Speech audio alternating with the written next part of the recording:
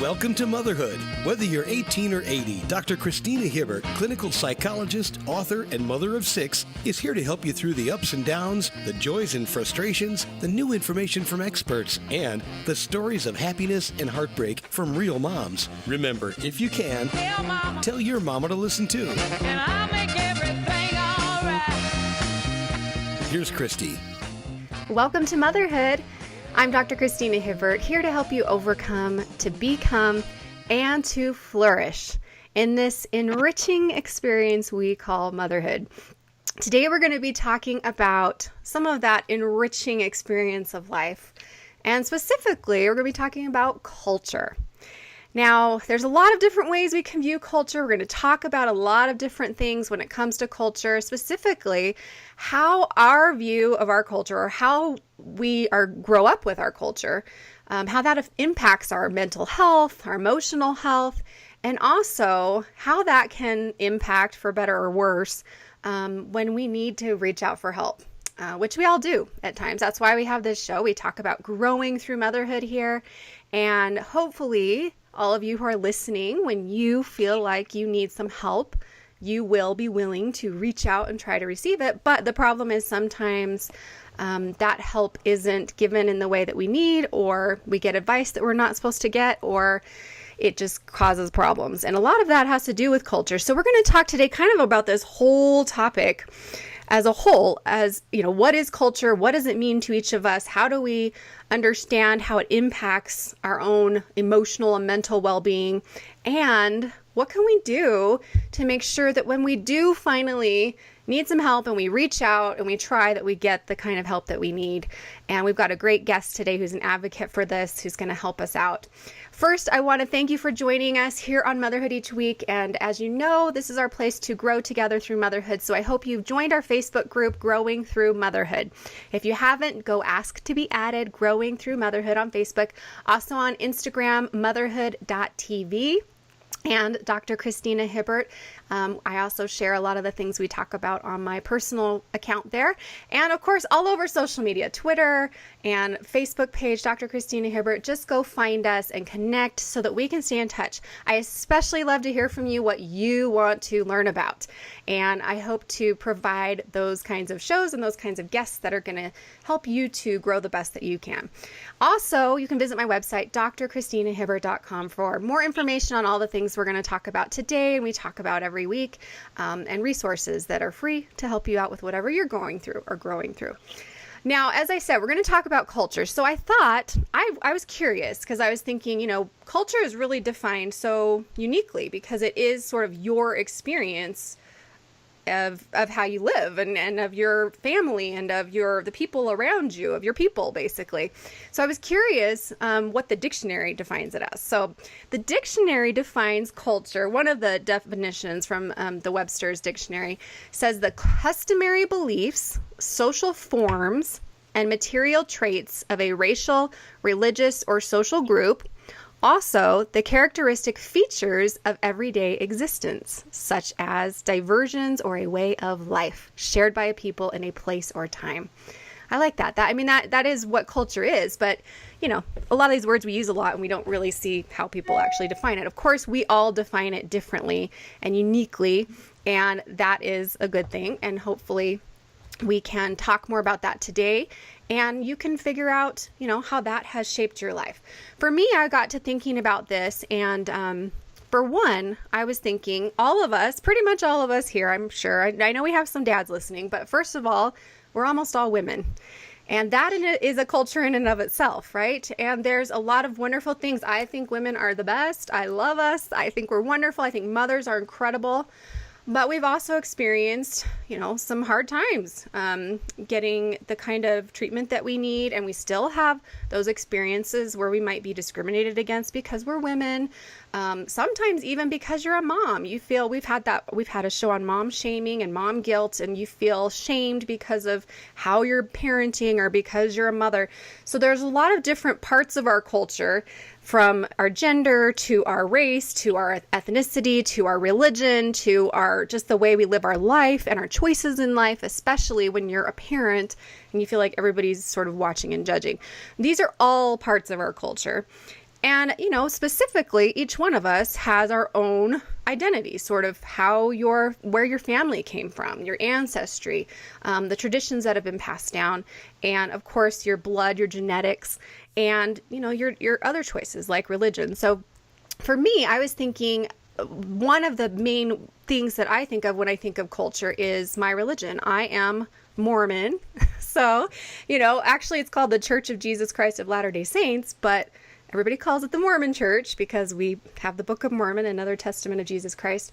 And I have to say, there's a lot of religious discrimination and persecution that has happened along with cultural and racial discrimination and persecution. I remember being in a class, and it was a culture class, and it was kind of a group therapy class in graduate school. And we were talking about culture. And first of all, I think there were a lot of students in there who had a very strong cultural identity racially.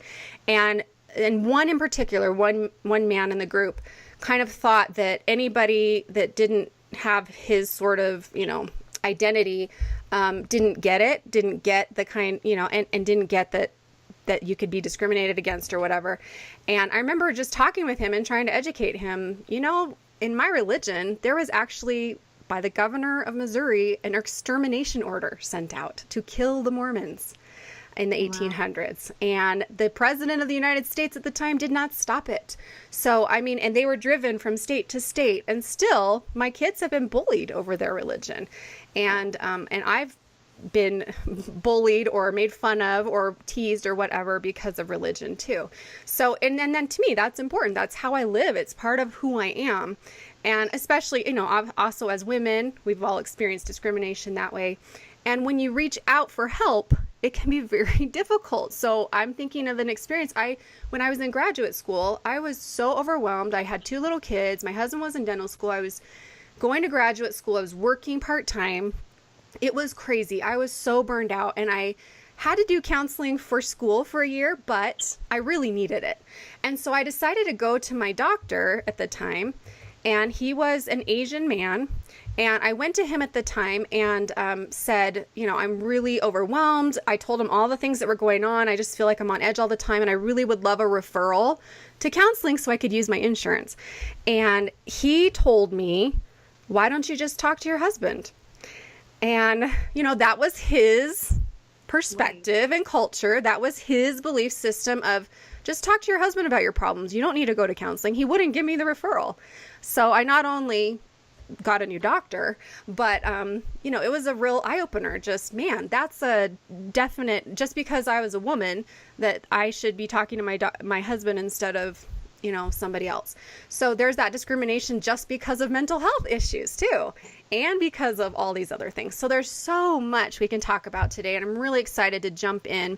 And I hope as we're talking that all of you out there will be thinking about how you identify with your culture in all these different ways. And even if you have one primary way, like a religious or a racial kind of identification, think about all the other parts of your culture and who you are, and even the culture of being a mother, because that's part of this too. And we're going to talk about that mom mental health along with this today.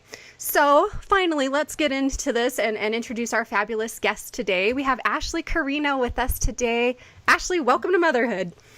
Thank you. Thank you so much. I'm so excited to be on your talk show and talk about culture and everything like that. Yeah, I'm so glad to have you here. Ashley and I became acquainted recently at a postpartum conference in Pennsylvania, where you live, right? And Yes. And let me just tell you a little bit about Ashley, because she has experience in all these things we've been talking about. She is an advocate for mothers in Philadelphia. She works for Maternity Care Coalition, and she has a bachelor's degree in psychology, so that's kind of her educational background. But she also has 9 years of experience in working in the social service field, doing direct service work for Healthy Families America, which is a wonderful program. She also has a fabulous website you need to check out, postpartumdepressionsupport.org. Ashley is actually a survivor of postpartum psychosis, and because she has survived that mental illness 6 years ago, she's been helping other moms to try to get through this process as well. And culture is a big influence in her life and something that she's been advocating for as well, to try to help people get the kind of help that they need when there are those blocks there. She's also the creator of postpartum_depression_support on Instagram. It's a great account to follow. I highly recommend go and click follow on that one, postpartum_depression_support. And that's Ashley. And definitely visit her website again, postpartumdepressionsupport.org. So welcome again. Okay, so glad to have you. So let's jump right in. You know, I was just talking about how we identify our culture and how that might influence not only how others treat us, but let's put that aside for a second, but how it might influence our own mental and emotional health. I mean, what do you think about that as far as how culture influences our mental and emotional health, and then whether we do seek help or where we might go and all of that? We can get into all of that. It's very impactful. I mean, for me, I have a family who it could be traditional. And I remember that when I had gotten sick with the postpartum, my grandmother, she came up to me and said, oh, you know, you need to pray because that's the devil in your head. And it was so hard for me because at the same time, I was a full-time undergrad at that time.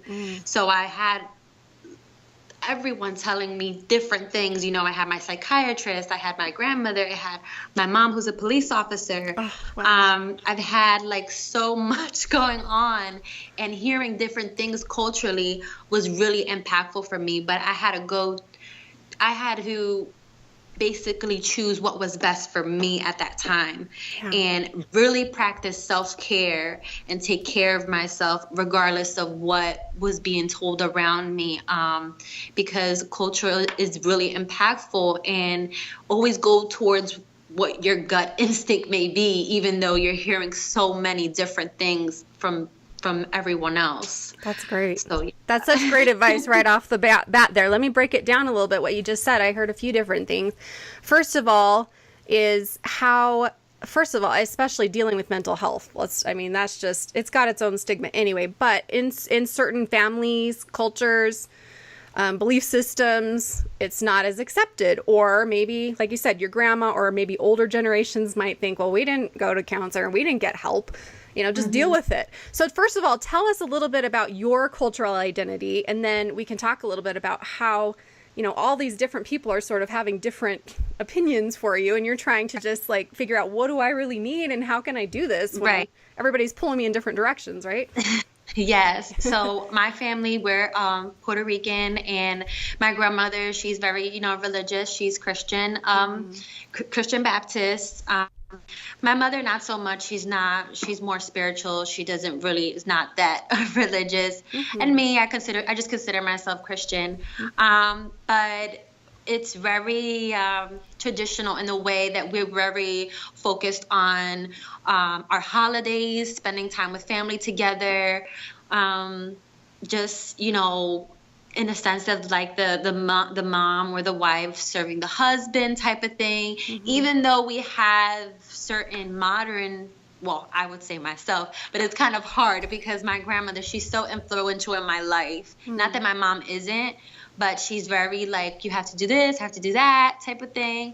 And when I went through what I went through with my postpartum, she was there as a support system for me. And I kind of felt a lot of guilt as a mom. Like, I felt like a bad mom going through it. I felt like everything was just on me. But just having a psychiatrist there, and you know, my mother there telling me, like, you know, this is not your fault. You know, you're gonna be okay. That would really helped me out a lot. And at times as an undergrad, like, I wanted to just give up school and just be with my son, and I didn't. I was like, I'm gonna do this and I'm gonna finish. Wow. Challenging as it was, I did. And one of the biggest things for me is understanding to embrace yourself as a mom. It was so hard culturally. Like, I felt like I had people pulling me left and right on what I should do as a parent. And that was so challenging. I mean, to the point that I'm married and everything. And I'm actually pregnant again. Oh, congrats. Yeah. But with my son's father and his family, and then, my family, especially his family, they were so overbearing with my son. And like, I would arrive at their house or arrive at daycare, automatically like take them away from me. And it just became too much. And to this day, I have had to set boundaries, with my family and my son's side of the family and father's side of the family to, embrace who I am as a mom, because I'm a mom, I carried the baby for 9 months, and I know at the end of the day what it is I should do as a mom. So I think it's so important for women, and mothers, especially, to really, really embrace yourself as a mom and learn about, if you don't know when it's time for the baby to start solids or something like that, research it, look it up, because there's times where culturally the baby has to sleep on his stomach, or you have to, and it's my job and what I do now as education for Healthy Families America. I learned everything on what mom should do. And it doesn't necessarily mean that when I go on a home visit, I tell them, you have to do A, B, and C, but I kind of give them pointers that, to someone to be like, they should know that. No, they actually don't know. Right. And the language barrier too is something that is challenging, because they may go to a pediatrician and the pediatrician is telling them all these things and they only understand Spanish, and they're kind of just like, well, I don't know what he said to me or she said to me. Yeah, that's huge. That's huge. And you speak Spanish, so you can come and at least help them and advocate for them and educate. But that is hard. I mean, not only the cultural but language especially. I mean, that's a huge barrier. So and so we're starting off kind of talking about, like, I mean, this is your culture, this is your family culture, and your identification kind of racially and this kind of stuff, all of this culture together.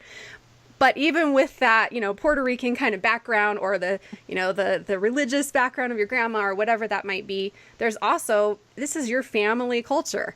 And so everybody has a family culture. So everybody out there listening, you think about, I can relate to what you're saying about having an overbearing in-laws, or, overbearing grandmother or whatever. Everybody's trying to tell me what to do, and I just want to figure out how to do it my way. And that's such good advice. We really have to tune into what's best for us. But sometimes we need education, and that isn't always going to come from our family necessarily. Sometimes it's just they did it this way and that's the right way, and so they're just telling us. But that's great that in your job you can actually learn some of the education and then go and offer it, and then parents decide what works for them and hopefully do what's best for them. And that might empower parents, I think. Wouldn't you say, to give them that education? It empowers them. Absolutely, it definitely does. I mean, I feel so good letting them know that information and seeing the look on their faces. And it could be something like, I know this one mom told me, she said, I knew a lady that rubbed Vicks all over her baby and the baby passed away. And I was just like, Vicks, you put Vicks on me, and that's even strong for me. Imagine a baby. Yeah. So it just let me know, kind of like, wow, like what I do actually is needed. Talking to moms about simple things such as baths or feeding or all of those kind of educational things. Skills not too. sleeping around the baby. Not drinking during pregnancy, things that may be common sense for some of us. Yeah, but not for everybody. Just didn't know type of things. So, that's so great. I love that you do that. And I also, I'm thinking about how our family, so there's two different things. There's, first of all, how our family and our culture, which our family is a culture in and of itself. It's a culture within a culture, probably, right? Because everybody has their own way of doing things. But I keep going back to that show we just did a few months ago on mom shaming, and how a lot of it comes from your family. They're meaning well, but you just feel confused. And so that impacts your mental health right there, because you're especially as a mom, you're questioning, like, am I doing this right? Am I, I'm trying to please everybody. Am I wrong? Are they wrong? Are they driving me crazy? I don't really know how to handle this. Who am I as a mom? You're trying to figure all that out. And so right there, your family culture, your culture can just impact your mental health right there. I mean, that can cause us to be more stressed or, get more depressed. I have moms all the time I see in my practice who are struggling with postpartum depression or anxiety. And for some, it's like their mom comes to visit and it's the best thing ever because they need help. And for others, it's the most stressful thing and it makes them feel way worse. It's just too hard. And I completely understand. Like when I went through my postpartum, like not only did I go through that, but I went through domestic violence because my son's father, who is a lieutenant now, he was a police officer. He took the baby legally when he found out about my illness. Oh no! Instead of being there and being supportive, he filed for custody and said that I had, that I was sick and made up all these lies. And that was just like, I lost complete control. So not only was I struggling with an illness 6 years ago, I didn't have my baby for like about 3 weeks. Oh gosh. And that awful. Threw me off completely. But with that experience, I feel like that's why I say that you need to embrace motherhood. You have to try and take control of the situation. Like I was so timid. I didn't really stand up for myself. Like my mom is more ballsy. Like she'll be like, oh no, you have to do this, you have to do that. Like I'm gonna, but I was more scared, intimidated. And little by little, I just became stronger and stronger because when you're a mom, you're capable of anything. Like you can say whatever you want to me, but don't say anything about my kids or do anything to my kids because I'm going to protect them no matter what. Yes. And that's how I became completely stronger. Wow. That's awesome. I love that. And gosh, what a horrible experience with your first baby. And that's another point, that sometimes it's your partner or your husband that's the one it's influencing your mental health or how you feel about yourself, your identity, all of that. I mean, gosh, what a difficult experience. So you were able to get custody back for yourself? Oh, yay. Yeah, now he's with me all the time. Yay. And he's super smart and amazing. He's 6 years old. He's 6. He's really, really bright for his age. He's That's so second grade reading level in Spanish and English. Oh. And he's awesome. So awesome. Oh my gosh. Yeah. And now you're going to have another one. Do you know if it's a boy or girl? And I have a very, very supportive husband, super supportive. We just got married in April, been together 4 years. Oh, congratulations. That's so great. Thank you. But yeah, these hard Everyone things. gets a happy ending. Well, yes, absolutely. And you deserve it. I mean, that's a lot to go through. And domestic violence too. I mean, that's a whole, I was thinking even some people, when you'd ask them, what's your culture? They'd say, I grew up the daughter of an alcoholic. Or I grew up in an abusive household. I mean, it really is. There's all kinds of those things that too impact how we're raised. And of course, those things impact how we feel about ourselves, how we think, how we, emotionally, how we act, all of that. So it really is such an important thing to consider, not only how we were raised and how we came up and how our extended family impacts our mental health and emotional health, but also how our partners, how our other children, how, our small families that we have created for ourselves, how that impacts. I mean, obviously, postpartum psychosis, you wouldn't have had that if you didn't become a mother, right? I mean, yes. So, yes. Yeah. And that's a tough one to go through. Really take care of myself. And I always influence all of my clients, everyone, all the awesome moms that email me to do the same. Just, and a lot of the moms that some of them may write to me, they may be in some situations that kind of trigger some things that I had happened to me. They'll say, well, this is, I'm going through this. And that just kind of puts a light bulb in my head. I'm like, oh, wow. I understand how she feels. Mm-hmm. Absolutely. Well, and you're probably so much better at your job because of all you've been through too. You really do have compassion, you understand, and you know how hard it is to become a parent and to deal with the things that you've dealt with. So absolutely. So we have that way that our family culture and our other, outside, I feel like there's layers of culture that we're talking about here, but all these layers of culture that they all influence how we develop, how we feel mentally, maybe even presently. Some out there listening might be thinking, yeah, I can relate to what Ashley's saying. I'm experiencing domestic violence, or I'm experiencing, bullying from people because of something that I believe in, or I'm experiencing discrimination, or I'm experiencing tough time with my family members, even just because of their beliefs being pushed on me. So there's that. And the good news is that, like Ashley says, you can become stronger. You can grow through Yeah. it instead of just going through it, right? Become stronger, Absolutely. take better care of yourself, which is always a point we're driving home here. Let me ask you real quick before we move on, well, before I finish that point, but self-care. So what would you say are the top things that you would recommend for all our moms out there listening when it comes to self-care? Because I agree. I think that's hugely important. I think what's most important with self-care is just finding a way to do that one thing that you like. If it's like something like going to a spa or to get your nails done, or that you want to take a trip somewhere, without the baby, because some moms feel like, oh no, I have to be with my baby 24/7. So it's okay to do that. Like, it's okay to go away for a few days and then come back. You're taking care of yourself at the end of the day. So just doing that one thing that you would like to do. Taking off a day off, from work, if you have to take a day off for a few days, do it, and I've learned, I had to teach myself how to take care of myself after that experience, because I was just doing so much. And even after that experience, I ended up having a relapse, I remember.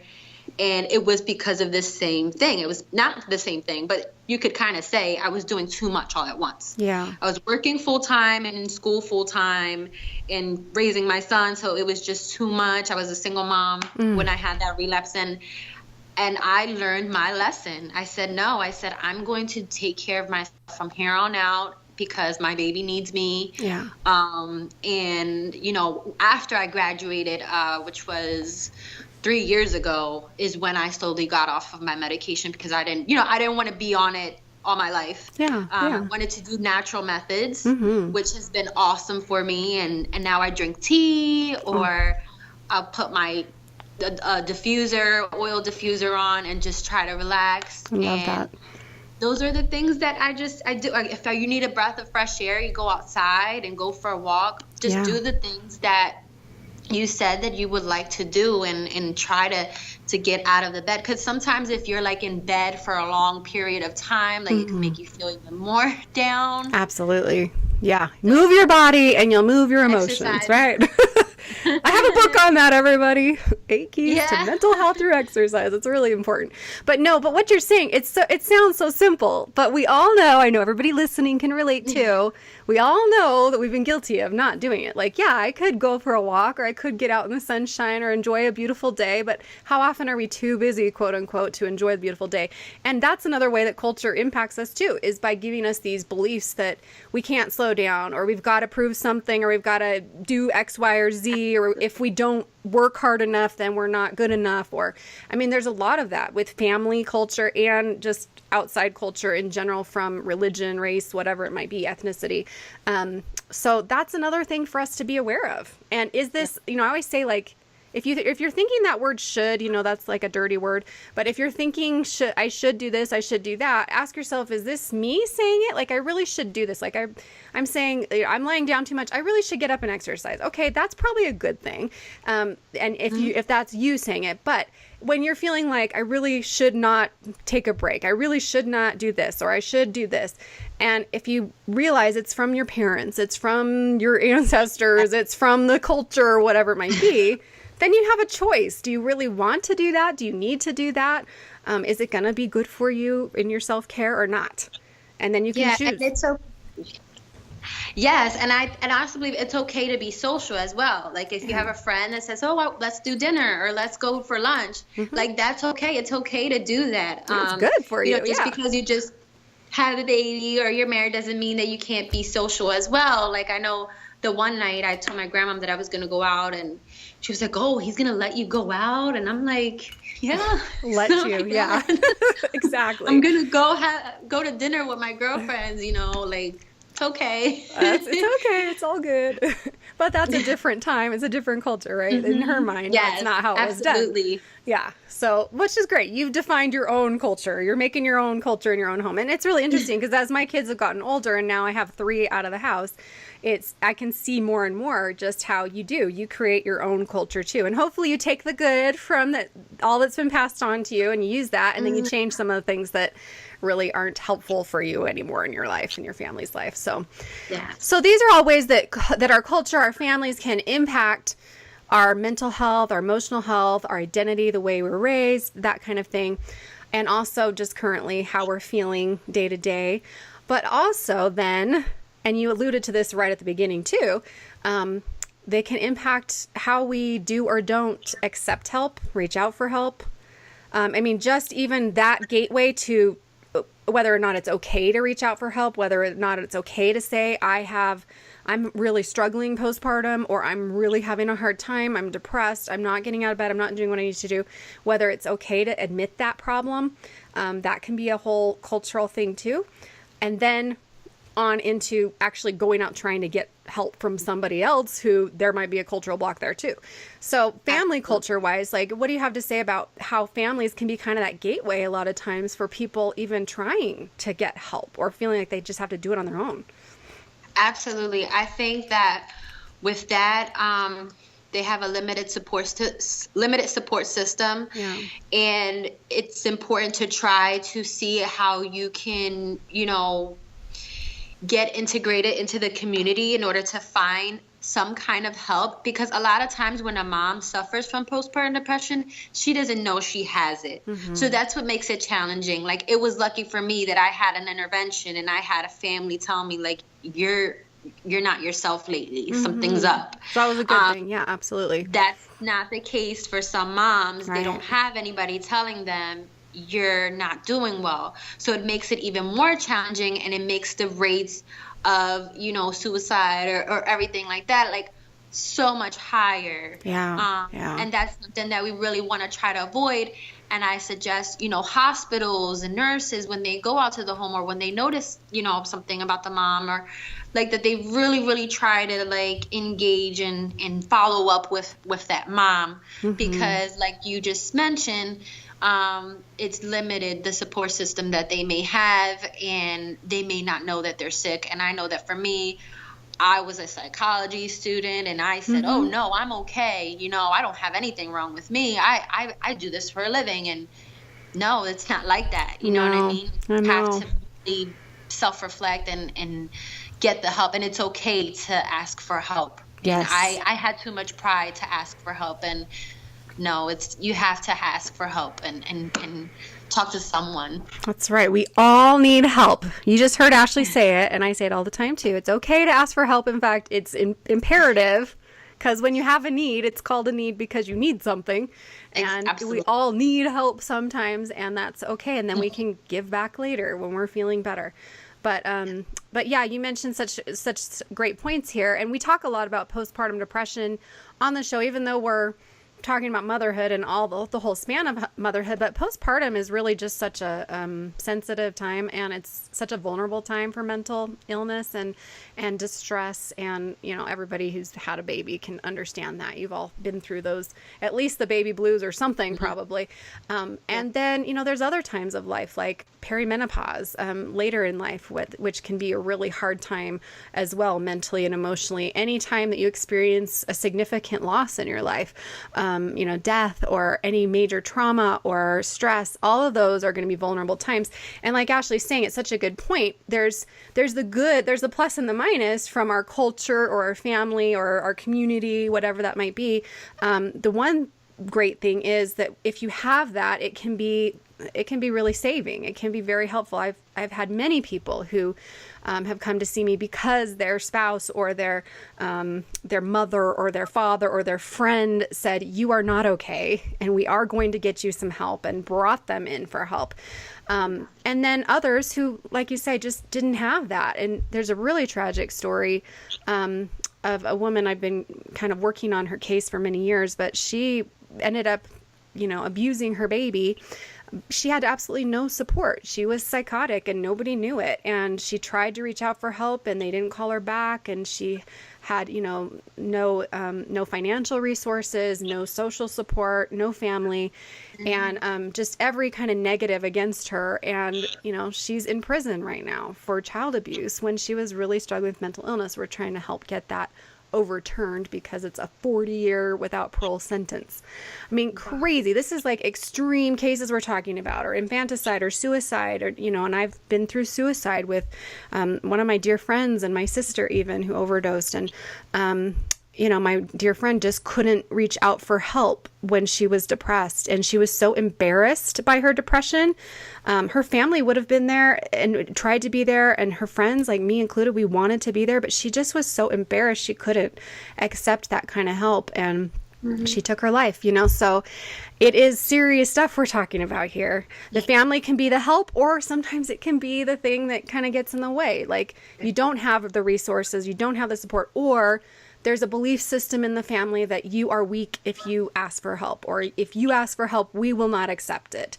And especially if you're in a close-knit community or family where, you know, the people are right there on top of you, you know, and you feel like you can't go out and maybe find a doctor or find some help that way, that can be a trouble too. Absolutely. So all these things. And then let's talk about, okay, let's say we're able to reach out for support, and then we have a lot of cultural barriers just getting the kind of help we need. Like I was sharing at the beginning, just trying to get a counseling, you know, referral, and my doctor says no because I should talk to my husband. So, you know, what can we tell parents or moms that are listening today about, if you are going to reach out for help, what are some ideas or what's some advice for how to navigate that process when it can be such a challenge? I think with that is definitely don't limit yourself with just sticking to one, you know, specific resource or one specific doctor or something like that. Kind of like do your own background and do your own research on what is better for you, because what happens is it just takes that one bad therapist or that one bad experience, and that mom may never return, because there's times where a mom may feel like, I need to have some kind of relationship with this person, and if there's no dynamic there and no comfort level, she may not want to go back to that person. So definitely do like your background research and who takes your insurance, and do you think you may be comfortable with this person? Because the other day I was looking up psychiatrists, and I was, you know, of course they're going to be charging high. Yes, that's another problem right there. Can we afford help? Yeah. So I just like looking every once in a while just to see what I would find and see how that, you know, how that is and everything like that. And some of it was very pricey. But then there are also some organizations here that aren't, you know, that they could just go and everything like that and see someone. So definitely looking into where you can go, and just not limiting yourself to going to just one person, that one doctor, because there may be others that you may want to try and look up as well. Yeah, that's great. Okay.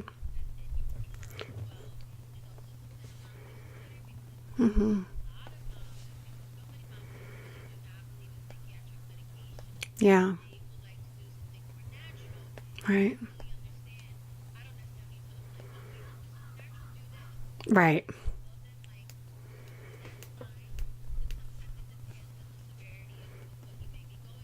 Right.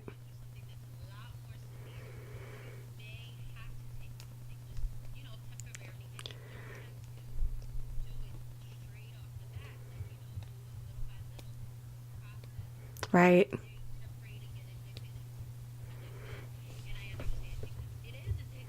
Yeah.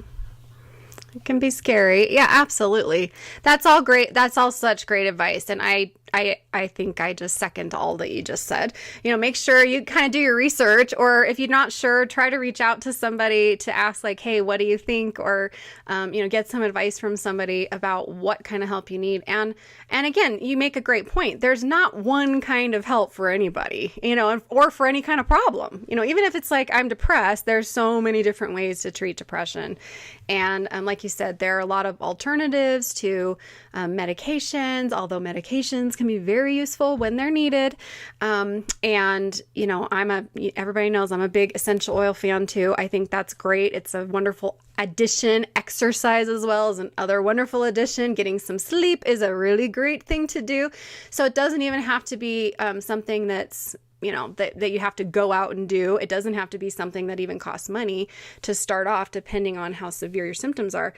But it's important, like Ashley said, to do your research, to figure out what might work for you, and then seek help from those people. And I would add to that, if you hear advice that's not good, or if it's sounding like something that's not going to work for you, or if it just doesn't feel like a good fit. And I tell everybody this when I'm doing counseling, my first session, if for whatever reason you just don't feel like I'm the person for you, or we're just not a good fit, then just tell me and I can help you find someone else, because it is going to waste our time if we're trying to work together and you just don't feel like I'm the one for you, So it's really important, and to keep on looking when you don't find the right help and advice.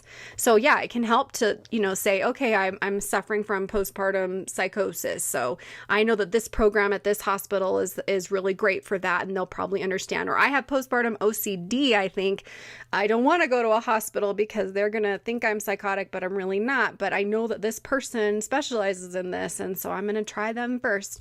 So, there's that route, but you still might not get the best advice, or it might just not be a good fit. So just don't quit. And then there's the other barriers like you're talking about. Culturally, finances are a big deal. Language is another barrier. Transportation is another barrier. These are all barriers that make it hard to reach out for help. But with modern technology, with all the resources around today, like your fabulous program that you work for, home visiting, there are ways to get around this. There are ways, and just don't quit is what I would say.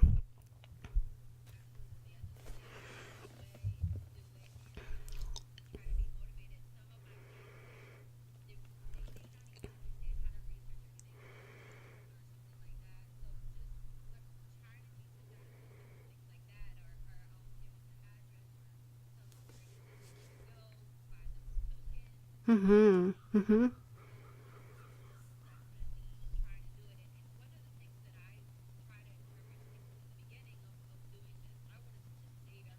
Yeah.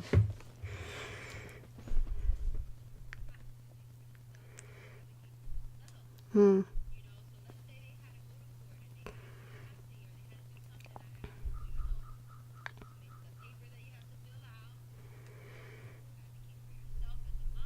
Mm-hmm.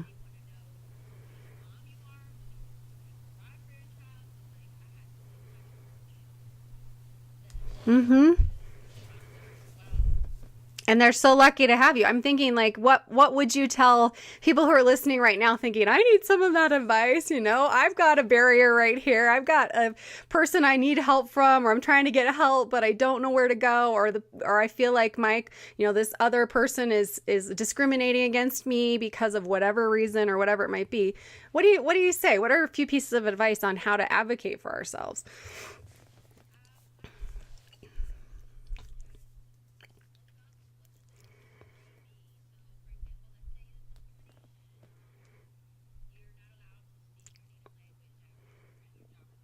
Mm-hmm.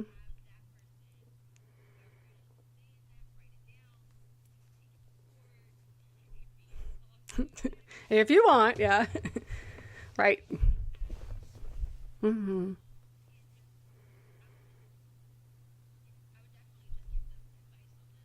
That's good. That's good to, think about it. And I like keeping notes on things so that you have kind of a record in case things go really bad in some situation. And, I think it has to go back to what we were starting off with is, like you were saying, you had to find your voice, you kind of had to find your own way. Right. And so we all have to do that. And I think no matter who you are, what culture you are, what race you are, what religion you are, what anything, we all, as mothers, you do have to find that. And like you said, it's kind of natural when you're defending your child. But what about when we're defending ourselves? And aren't we our child's mother? And shouldn't we be well and healthy? Isn't it good for them too? So I think it's a lot harder for us sometimes. Sometimes we're fine to go in and argue with the teacher at school about whatever is going on, something that's not right with our child. But when it's us advocating for, hey, I need a little time to myself, or I need a doctor who actually understands my body and my needs, or speaks my language, or whatever it might be, we need to be willing to, kind of take the time and have that voice. Figure out what you want to say. I say, even if you need to confront somebody and you need to stand up for yourself that way, you can write it down, assertively talk about it. And if someone's not listening to you and not giving you what you need, you can leave that person and go somewhere else, And sometimes that's your own family member, which makes it a little bit harder, but still, like you say, you can find you in the middle of your family culture too.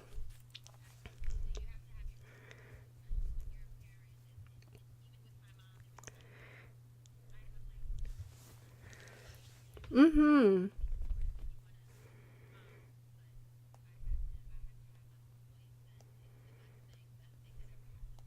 That's so great. Well, that's a perfect place to wrap up. I know there's much more advice we could give, but I hope everybody today had fun listening, and I really appreciate you sharing so much of your personal story, Ashley, and all of your experiences with helping others. Great advice, and I hope everybody out there can take away from today, just, maybe you'll start thinking about what your layers of culture are in your life and how that's impacted your mental health and well-being, and how that what you might want to change about that for your own family culture as you move forward in motherhood. And hopefully you also heard the points about self-care and reaching out for help. I have an article on that. You can find it on my website on self-care and reaching out for help. It was right after my friend took her life. I realized I felt like those are the two most important things that we can do. If we're taking care of ourselves and if we are letting help in, we will be okay.